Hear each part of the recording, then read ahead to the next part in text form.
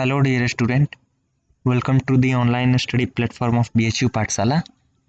Last की video में मैंने आपको बताया था थेफ्ट का कंसेप्ट, और उसी में मैंने आपको बताया था कि नेक्स्ट वीडियो में आपको एक्सटॉर्शन का कंसेप्ट बताऊंगा। तो आज की इस वीडियो में एक्सटॉर्शन का कंसेप्ट डिस्कस करूंगा और एक्सटॉर्शन से रिलेटेड कुछ क्वेश्चंस भी करवाऊंगा, जिससे आपकी जो समझ है वो पूरी पूरी तरह से एक्सटॉर्शन पर पकड़ आपकी बन जाए। तो बात करते हैं कि सबसे पहले एक्सटॉर्शन होता क्या है। तो एक्सटॉर्शन का अगर लिटरल मीनिंग की बात करें तो एक्सटॉर्शन का मतलब, हिंदी में ही बात कर लें तो एक्सटॉर्शन का मतलब होता है कि ज़बरदस्ती किसी से पैसे ऐंठना या ज़बरदस्ती किसी से पैसे वसूलना, किसी को डरा धमका के। राइट। तो किसी को भी अगर किसी व्यक्ति ने डराया धमकाया और उससे अगर उसने पैसे लिया तो वो एक्सटॉर्शन कहलाएगा। लेकिन आपके दिमाग में यहाँ पर किडनैपिंग जैसी बात आ रही होगी, तो किडनैपिंग अलग चीज़ है, एक्सटॉर्शन अलग है। मैं किडनैपिंग को भी डिस्कस करूँगा, एब्डक्शन को भी डिस्कस करूँगा, लेकिन आगे वाले वीडियो में। आज की इस वीडियो में आपको एक्सटॉर्शन बताऊँगा। आपके दिमाग में क्लिक किया होगा किडनैपिंग से रिलेटेड कुछ, पर ये एक्सटॉर्शन वैसा नहीं है जैसा आपने मतलब इमेजिन किया होगा। तो मैं एक्सटॉर्शन को आपको बताता हूँ। फिलहाल के लिए आप इतना समझिए कि एक्सटॉर्शन का मतलब होता है लिटरल मीनिंग कि किसी से ज़बरदस्ती पैसे ऐंठना। राइट। तो चलिए फिर एक्सटॉर्शन की बात करते हैं, डिफिनीसन की। जो एक्सटॉर्शन का डिफिनीसन है, लीगल डिफिनीसन, वो IPC के सेक्शन 383 में गिवन है। ये आपको डिफिनीसन देगा इसका। राइट। और ये जो सेक्शन 384 है IPC में, वो आपको एक्सटॉर्शन अगर किसी ने कर दिया तो उसको क्या पनिशमेंट मिलेगी वो बताता है। ठीक है। तो सेक्शन 383 में आपको डिफिनीशन मिलेगा एक्सटॉर्शन का, और सेक्शन 384 में आपको एक्सटॉर्शन से रिलेटेड पनिशमेंट मिलेगा। राइट। तो चलिए फिर डिफिनीशन पर आते हैं। डिफिनीशन पर यह है डिफिनीशन आपका। मैं आपको डिफिनीशन बताने से पहले कुछ क्लियर कर दे रहा हूँ। देखिए, एक्सटॉर्शन का मतलब आप ऐसे समझिए कि मैं आपको एक एग्जांपल दे रहा हूँ कि आपने किसी से पैसे मांगे और वो आपको पैसे देने के इच्छुक नहीं है, तो आपने उसे कहा कि भाई तू मुझे पैसे दे दे, नहीं तो मैं तुझे मारूंगा। बस आपने इतना कहा, वो सामने वाला आदमी आपसे डर गया और उसने आपको पैसे दे दिए। तो आपने क्या कमिट किया? एक्सटॉर्शन। जैसे इस एग्जाम्पल में आपने देखा कि एक व्यक्ति ने किसी दूसरे व्यक्ति को डराया या धमकाया ताकि वो उसे बॉडीली हार्म या किसी भी तरह से इंजरी पहुंचा सके। तो जो व्यक्ति डरा रहा था उसने किसी व्यक्ति को बॉडीली हार्म की इंजरी दिखाकर उससे पैसे लिया। ठीक है। तो यहाँ पर दो तीन बातें हुई। पहला बात हुआ कि किसी दूसरे व्यक्ति को डराना एक्सटॉर्शन के लिए ये ज़रूरी चीज़ है कि सामने वाला व्यक्ति डर रहा है आपसे। दूसरी बात, वो डर किसी भी तरह की इंजरी की हो सकती है। और तीसरी बात कि डर कर वो आपको कुछ वैल्यूएबल प्रॉपर्टी दे रहा है, पैसा दे रहा है या फिर कुछ किसी भी तरह की प्रॉपर्टी दे रहा है जो कि वैल्यूएबल सिक्योरिटी की है। राइट। तो अगर इस तरह की कंडीशन है तो वो एक्सटॉर्शन कहलाएगी। चलिए डिफिनीशन पर आते हैं। देखिए, मैं डिफिनीशन को रीड कर रहा हूँ कि whoever intentionally puts any person in fear of any injury to that person or to any other and thereby dishonestly induces the person so put in fear to deliver to any person any property of valuable security or anything signed or sealed which may be converted into a valuable security commits extortion। मतलब ये हुआ कि कोई व्यक्ति अगर जानबूझकर किसी दूसरे पर्सन को बॉडीली इंजरी के लिए डराता है या फिर उस व्यक्ति के अलावे किसी दूसरे पर्सन की बॉडीली इंजरी के लिए भी अगर उसको डराता है, तो और इस बात से अगर डर कर उस व्यक्ति को वो इंड्यूस करता है कि वो व्यक्ति उस व्यक्ति को कुछ डिलीवर करे, क्या डिलीवर करे? कुछ प्रॉपर्टी डिलीवर करे वैल्यूएबल सिक्योरिटी का, तब वो व्यक्ति एक्सटॉर्शन कमिट करता है। राइट। मैं फिर से इसको रिपीट करता हूँ कि कोई व्यक्ति अगर किसी व्यक्ति को डराता है धमकाता है और डराने धमकाने के बाद उसे किसी भी वैल्यूएबल प्रॉपर्टी को डिलीवर करने के लिए इंड्यूस करता है, तब उस व्यक्ति ने एक्सटॉर्शन कमिट किया। अब यहाँ पर एक और चीज़ समझना है कि देखिए, वैल्यूएबल प्रॉपर्टी या प्रॉपर्टी ऑफ वैल्यूएबल सिक्योरिटी क्या होता है। कोई भी प्रॉपर्टी जिसकी लॉ की नज़रों में कुछ वैल्यू होती है वो वैल्यूएबल सिक्योरिटी होती है। लेकिन यहाँ पर डिफिनीशन में एक और बात लिखी हुई है वैल्यूएबल सिक्योरिटी के बाद कि और एनीथिंग साइंड और sealed which may be converted into a valuable security. मतलब कि अगर कोई चीज़ उस टाइम पर वैल्यूएबल सिक्योरिटी नहीं है जिस टाइम वो डिलीवर की गई है, लेकिन उसको बाद में वैल्यूएबल सिक्योरिटी में कन्वर्ट किया जा सकता है। फॉर एग्जांपल, आपने किसी व्यक्ति को डराया धमकाया और सामने वाले से कहा आपने कि भाई मुझे तू एक ब्लैंक पेपर पर साइन करके लिख के दे, साइन करके और फिर उस पर मुहर वुहर कुछ मार उड़ के दे, लेकिन वो पेपर ब्लैंक होगा। पेपर आपने उससे ब्लैंक लिया तो उस टाइम जिस टाइम ब्लैंक पेपर उसने आपको दिया उस टाइम उसकी कानून की नज़रों में कोई वैल्यू नहीं थी, लेकिन बाद में आपने उस पर कुछ प्रिंट करवा लिया, कुछ उससे उसके ज़मीन से रिलेटेड कुछ डॉक्यूमेंट आपने उस पर प्रिंट करवा लिया, नीचे उसका सिग्नेचर मौजूद है, तो अब वो वैल्यूएबल सिक्योरिटी बन गई है। ठीक है, तो इस तरह से कोई भी ब्लैंक पेपर भी वैल्यूएबल सिक्योरिटी में कन्वर्ट की जा सकती है। तो एक्सटॉर्शन की डिफिनीशन में ये बात लिखी हुई है कि इंड्यूस किया जाता है किसी व्यक्ति को अगर कोई वैल्यूएबल सिक्योरिटी की प्रॉपर्टी डिलीवर करने के लिए, या फिर कोई ऐसी चीज़ जो कि साइंड है, मतलब किसी व्यक्ति का हस्ताक्षर है उस पर, और वो बाद में वैल्यूएबल सिक्योरिटी में बदला जा सकता है, तब वो व्यक्ति एक्सटॉर्शन कमिट करता है। एक बार फिर से मैं आपको इसको अच्छे से समझाता हूँ कि एक व्यक्ति अगर किसी दूसरे व्यक्ति को डराता है किस बात के लिए, बॉडीली इंजरी के लिए या किसी भी तरह की इंजरी के लिए, और डराने के बाद उस व्यक्ति को इंड्यूस करता है कि वो उसे कुछ वैल्यूएबल प्रॉपर्टी डिलीवर करे, तब वो व्यक्ति एक्सटॉर्शन कमिट करता है। यहाँ पर ध्यान देने वाली एक और बात है कि मान लिया जाए कि ए एक व्यक्ति है, उसने बी को डराया, तो मान लिया जाए कि बी को उसने डराया, लेकिन उसने उसने उसने ए ने बी को ये कहा कि भाई तू मुझे ये चीज़ दे, तू मुझे 5 लाख रुपए दे, नहीं तो मैं तुम्हारे बेटे को मारूंगा। यहाँ पर क्या हुआ कि ए ने डायरेक्टली बी को हार्म पहुंचाने की बात नहीं करी, बल्कि बी के किसी सगे संबंधी को हार्म पहुंचाने की बात करी। तो यहाँ पर इस डिफिनीशन में लिखा हुआ है, मैं इसको मार्क करता हूँ, हाँ, any person to fear of any injury to that person or to any other। तो ये बात भी आपको ध्यान में रखना है कि लीगल इंजरी या बॉडीली इंजरी का फियर सिर्फ उसी पर्सन को नहीं होगा जिसको प्रॉपर्टी डिलीवर करना है, बल्कि किसी दूसरे पर्सन को भी इस बात का भय दिखाया जा सकता है। राइट, तो उम्मीद करता हूँ कि यहाँ तक आपको आया होगा समझ में। अगर आ गया है तो चलिए फिर आगे बढ़ते हैं, इलिस्ट्रेशन पर आते हैं।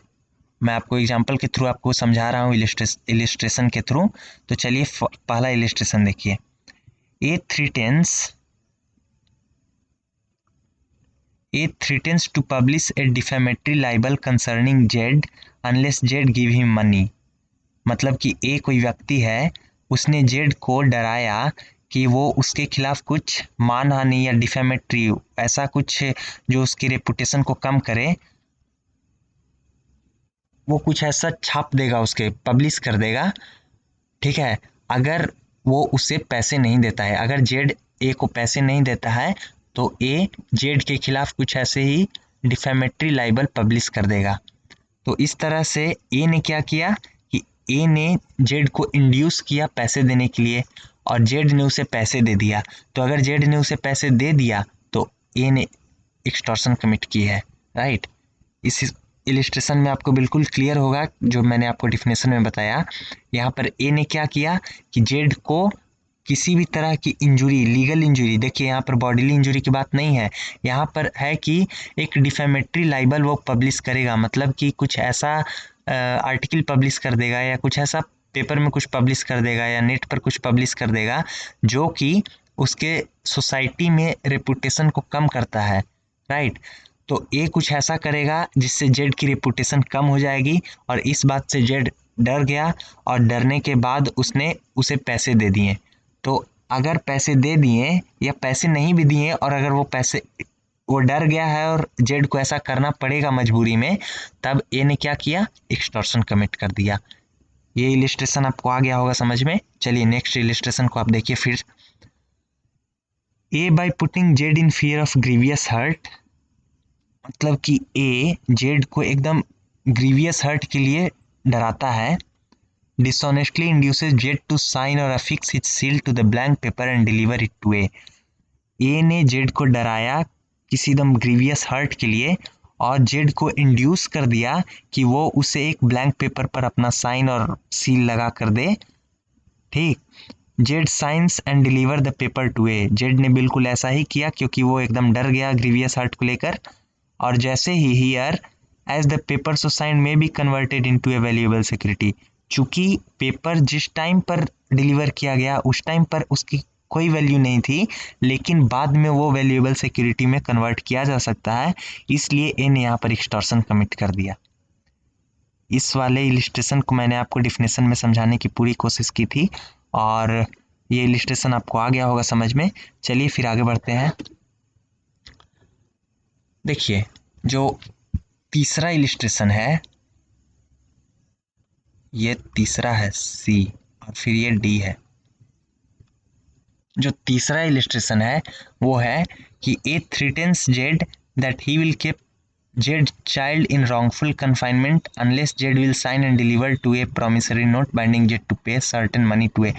मतलब कि ए जेड को धमकाता है कि वो जेड के बच्चे को रॉन्गफुल कन्फाइनमेंट में रखेगा, मतलब ज़बरदस्ती कैद करके रखेगा गलत तरीके से, यदि जेड उसे एक प्रॉमिसरी नोट मतलब कुछ वचन पत्र नहीं साइन करके देता है कि वो उसे बाद में कुछ पैसे देगा, तब ए कुछ ऐसा करेगा कि वो जेड के बच्चे को रॉन्गफुल कन्फाइनमेंट में रखेगा। तो यहाँ पर जेड ने कुछ ऐसा ही नोट साइन किया और वो फिर उस ए को उसने डिलीवर करा। तो ए को डिलीवर करा, ए ने चूंकि धमकाया जेड को और ए ने फिर यहीं पर एक्सटॉर्शन कमिट कर दिया। मैंने आपको डिफिनेशन में बताया था कि जो बॉडीली हार्म या लीगल इंजरी की बात होगी वो सिर्फ उस पर्सन को नहीं दी जा सकती जिस पर्सन को कुछ डिलीवर करना हो प्रॉपर्टी, बल्कि किसी दूसरे पर्सन को भी दी जा सकती है। जैसे मैंने आपको उसमें भी किसी बताया था एग्जांपल में कि किसी के बेटे को मतलब लीगल इंजरी या उसको बॉडीली हार्म की धमकी दी जा सकती है। तो बस यही वाला कंसेप्ट यहाँ पर लगा इलिस्ट्रेशन में और आपको इसमें पता चला कि जेड को वैल्यूएबल प्रॉपर्टी प्रोवाइड करनी थी, लेकिन डर किसको था, डर था जेड के बच्चे को, right.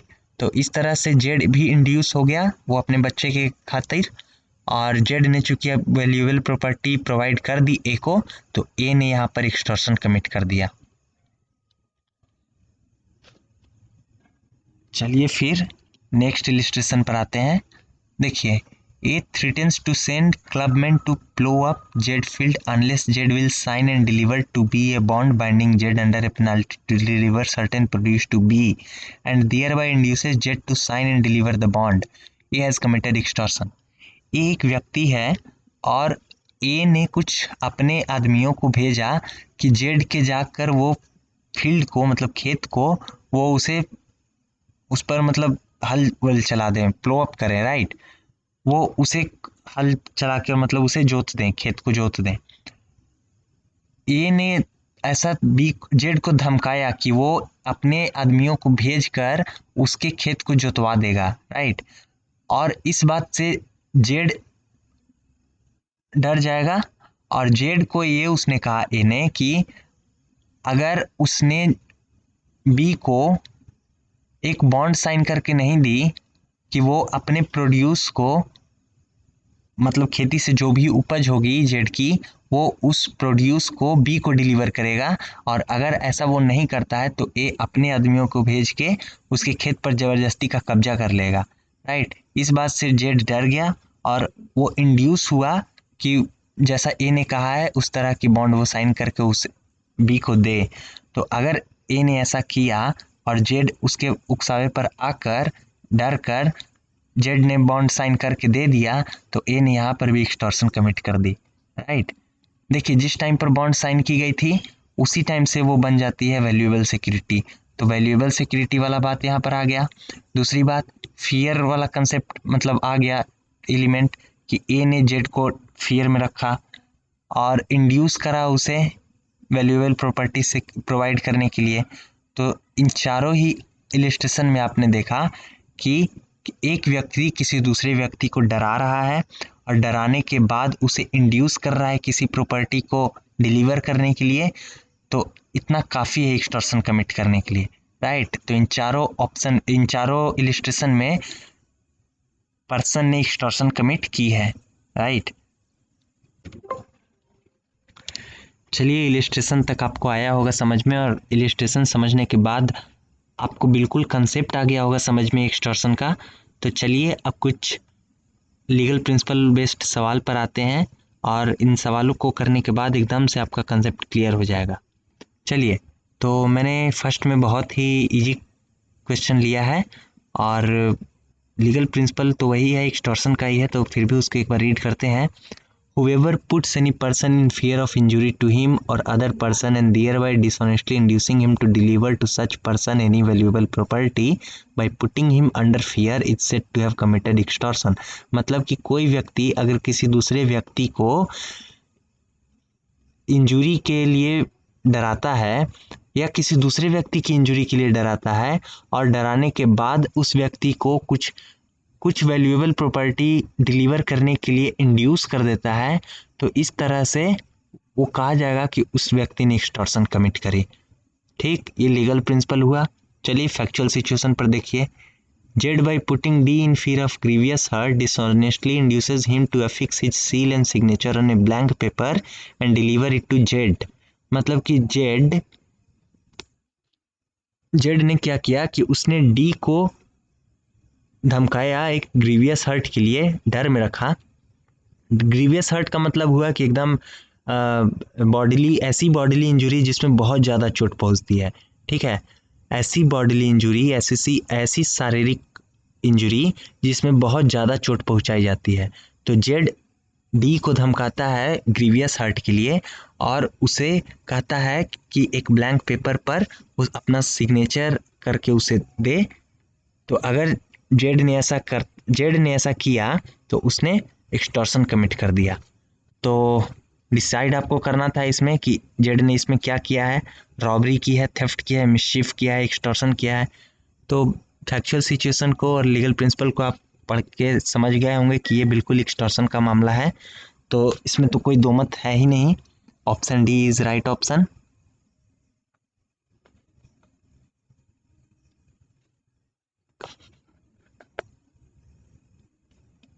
Option D is right option.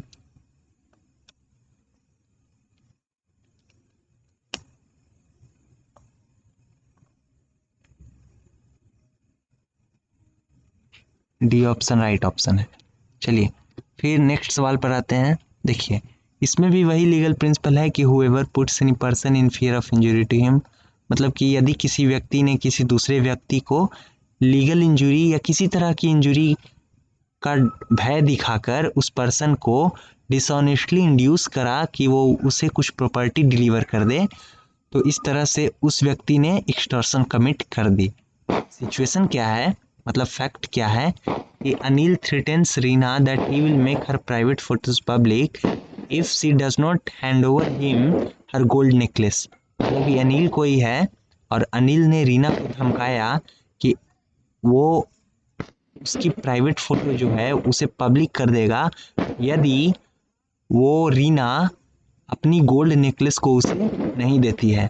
तो Reena gets very scared and decided to give him the necklace. Reena इस बात से बहुत डर जाती है और अपने नेकलेस को उसे देने का निर्णय कर लेती है। But when she reaches on the spot, लेकिन जब वो ऑन द स्पॉट पर जाती है जहाँ उसे डिलीवर करना होता है नेकलेस को, she gather courage and inform about it to the policeman standing near by.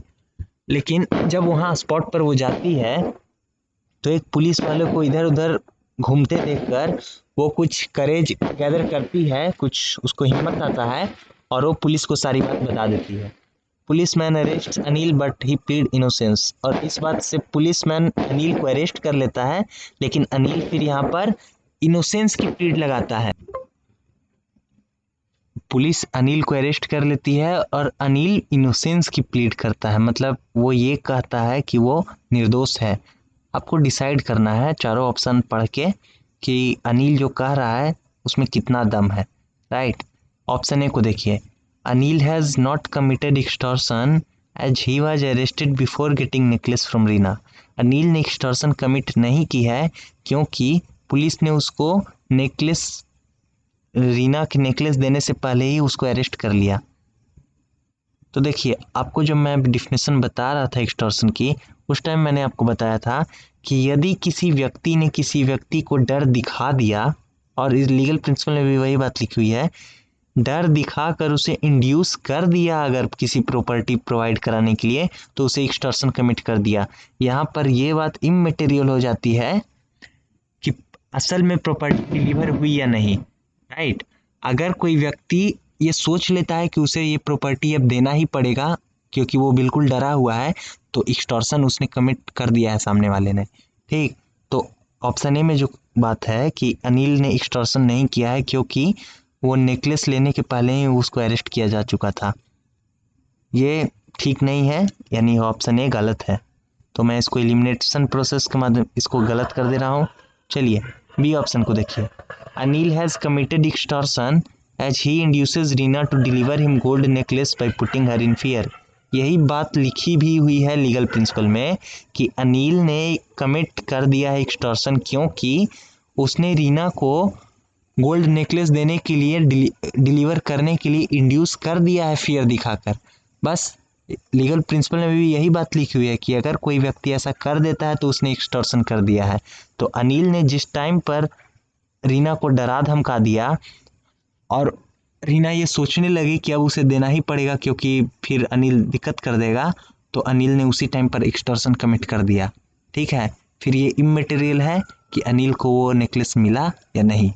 तो ऑप्शन बी सही है। फिर भी ऑप्शन सी को देखते हैं, Anil has not committed extortion as he did not intend to any bodily injury to Reena.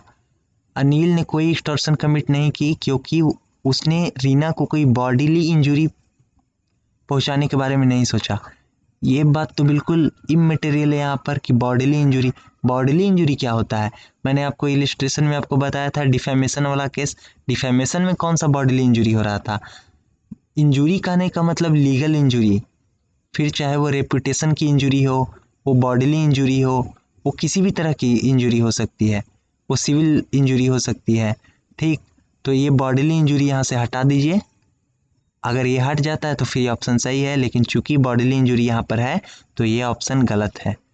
और फिर डी ऑप्शन है नन ऑफ द अबव, तो ये तो ऑप्शन गलत हो ही गया, यानी कि ऑप्शन बी सही है। तो इस सवाल का आंसर आपने बिल्कुल फाइंड आउट कर लिया होगा और फिर आपने मैच भी किया होगा और बहुतों का आंसर इससे मैच करके भी आया होगा। तो इसी के साथ एक्सटॉर्शन आपको बिल्कुल समझ में आया होगा। मैं आपसे बस यही उम्मीद करता हूँ कि साथ के साथ आप एक्सटॉर्शन या मैं जो भी आपको पढ़ाता चल रहा हूँ उसकी आप रिवीजन के लिए प्रैक्टिस करते रहिए इस टाइप के क्वेश्चन को। तो एक्सटॉर्शन तो मैंने आज पढ़ा दिया है, फिर मिलते हैं नेक्स्ट वीडियो में नए टॉपिक के साथ, राइट। और बस आप अपने प्रिपरेशन में जुटे रहिए। Thank you.